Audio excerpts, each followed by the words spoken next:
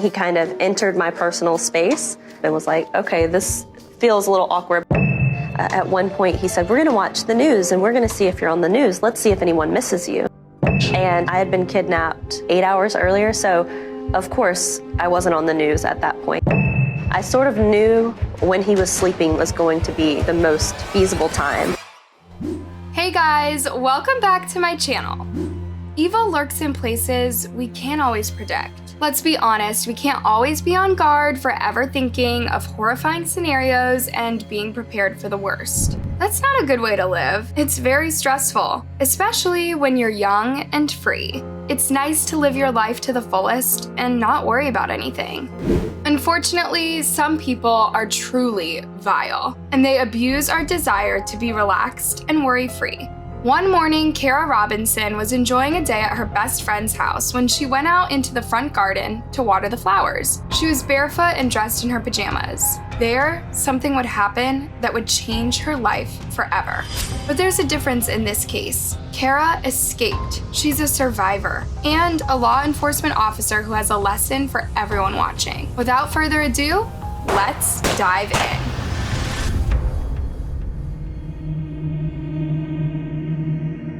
Kara Robinson was born in 1987, and she grew up in Lexington, South Carolina. It's a big city with a chill vibe and lots of families. It's the kind of place where you let your teenage children go wherever they like. Everything definitely felt safe. I would play outside all the time, go on walks through the woods with friends, and never any problems. So on June 23rd, 2002, 15-year-old Kara decided to spend the weekend with her best friend, Heather. The next day, they hatched up a plan. We woke up that morning and it was kind of like, what are we gonna do today? And we thought that it might be a good idea to go to the lake. But they never made it to the lake. Just as they were packing their bags for a leisurely day, Heather called her mom. She told her mom they were going to be going away for the day and asked her if there was anything they were supposed to do before leaving. Heather's mom said the only thing was to water the flowers in the front yard. Pretty much the easiest thing to do, right? Well, it proved to be a terrible mistake.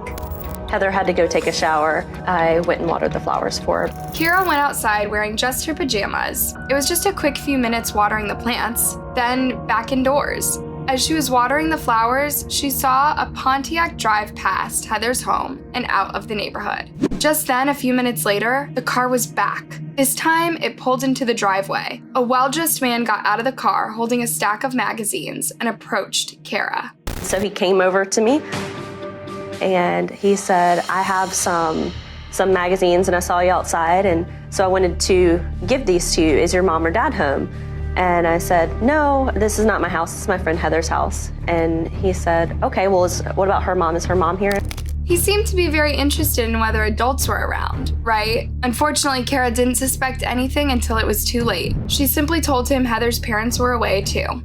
So the man said he would just leave his magazines with Kara and Kara could pass them over to Heather's parents later on. Kara said, okay. So the man approached her and handed her the magazines. But there was something odd. He kind of entered my personal space and was like, okay, this feels a little awkward. But then again, he was handing me something. And he came to hand me the brochures with his left hand. Just as he handed Kara the magazines, he pulled out a gun with his other hand and pressed it against her neck. Now she had no choice. She got in his car and they drove away. But first, he put Kara in a large container and closed its lid.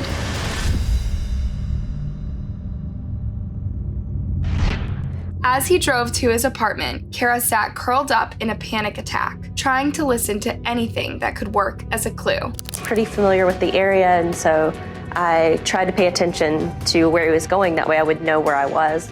And I felt him get on the interstate. He drove for maybe 10, 15 minutes before he stopped. They stopped at his home. The man simply opened the container's lid and told Kara he was going to tie and gag her. He also reminded her he was the one carrying the gun. He closed back the lid and carried her indoors. Once she was out of the container, untied and ungagged, Kara noticed something she didn't expect. This wasn't a creepy dungeon or a single guy's messy lair. The fridge was filled with magnets and notes with appointment times. There were pictures on tables, and the whole house just looked very average. Her attacker was married, and his wife was away on a weekend trip. How could he do this and not get caught? Also, how did Kara know this? Was it the pictures of the fridge? No. The attacker wasn't that obvious, but Kara made it her mission to escape ASAP. This meant that she would be friendly and ask her attacker as many things as she could to gather information that would help her get out. I was, trying to read his mail. I was looking at the magnets on his refrigerator, and I knew who his doctor was. I knew who his dentist was, and I knew, the serial number from the inside of the Rubbermaid container. Kara's captor clearly enjoyed the casual conversations, and he liked the attention. So he soon told her all about his pet lizards and fish, and that he was dishonorably discharged from the military. He was polite to Kara too. In fact, he asked her a lot of personal questions and elegantly wrote her answers in a notebook. One of his questions for Kara was whether she'd had any sexual experiences before. She hadn't. And that evening she was violated, repeatedly. But all Kara thought about was her survival. Every second at this monster's apartment was spent concocting her escape plan. Definitely there. At one point he said, we're gonna watch the news and we're gonna see if you're on the news. Let's see if anyone misses you. Oh my gosh. And I had been kidnapped 8 hours earlier, so of course I wasn't on the news at that point. He's like, well, nobody misses you. He was trying to get inside her head and convince her that she was better off with him. As creepy and as outrageous as this sound, many captors try this with their victims. Said, you can go to the police and you can always be the girl who's. Not only had he done the worst thing to Kara, now he was trying to make her feel ashamed of it. At night, Kara was made to sleep in his bed. He handcuffed her, then tied the handcuffs to the bed. Then he tied her ankles together, and he went to bed right next to her, as if nothing had happened. Kara fell asleep for a few hours, but she was up before the sun the next morning. This was the time to move. I sort of knew when he was sleeping was going to be the most feasible time. Kara untied her hand restraints with her teeth. Then she got one hand out of the handcuffs and untied her legs too. Then she slid out of the bed, crawled out of the bedroom, and tiptoed as quietly as she could to the main door.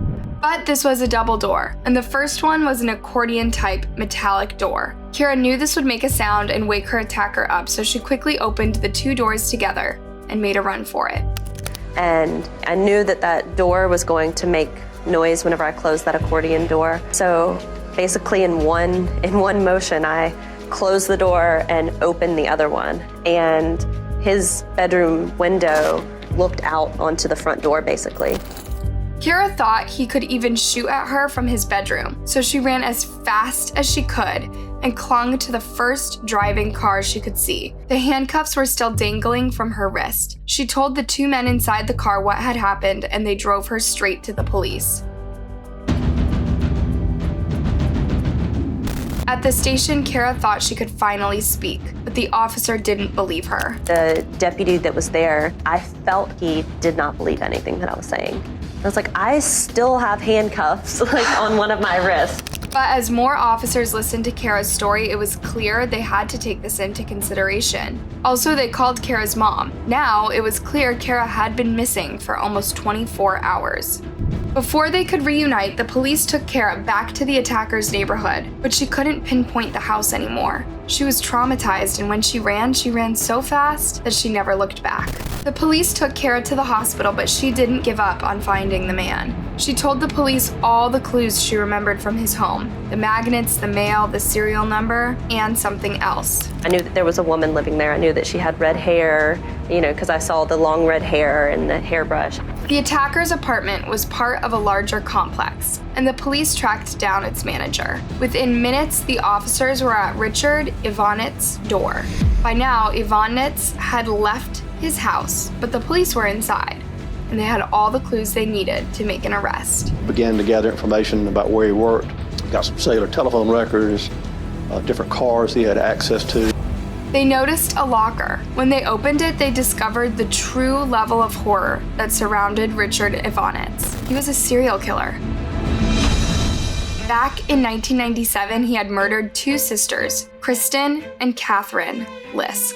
he had kept newspapers mentioning the girls. The police immediately notified the FBI and started a nationwide manhunt for the killer. The first thing the Lexington officers did was contact Ivanit's family, his wife, sister, and mother, all of which had no idea what Ivanitz did. Imagine learning that someone you thought you knew so well is a serial killer. Shocked and disgusted, Ivanitz's sister revealed she knew where he was. He'd spoken to her on the phone that day. The police tracked him down in a motel in Florida, but by the time they knocked on the door, he was gone. However, now they were tracking his phone. Soon enough, they spotted his car, and a movie-worthy car chase ensued. When they had him cornered, Ivanitz pulled out his gun and shot himself in the mouth. The horror show was over, but this didn't make Kara happy. I was just kind of mad that he sort of got the easy way out. Not only did he not own up to his crimes, but now the police had no clue whether he had only killed the 2 girls. It was case closed as far as Kara's case. However, based on the find in the Foot Locker and starting to piece together Mr. Ivanitz's background, this investigation wasn't done yet at all. Ivanitz was also linked to the abduction and murder of 16-year-old Sophia Silva. DNA from the Lisk sisters was also found inside the trunk of his car 5 years after their murder. Imagine being in Kara's shoes, knowing that you were an inch away from being killed in cold blood, and knowing that if it weren't for you, the killer would still have been at large, taking innocent lives. Kara was so motivated by this experience that she decided to join the police force and help catch exactly the kind of monster that almost killed her. She received an award for courage and bravery. As of 2022, she is married and she's taking a short break from the force to raise her 2 sons. Thanks for watching, you guys. Hey, don't be shy. Give this video a thumbs up and subscribe for more. See you next time, and stay safe.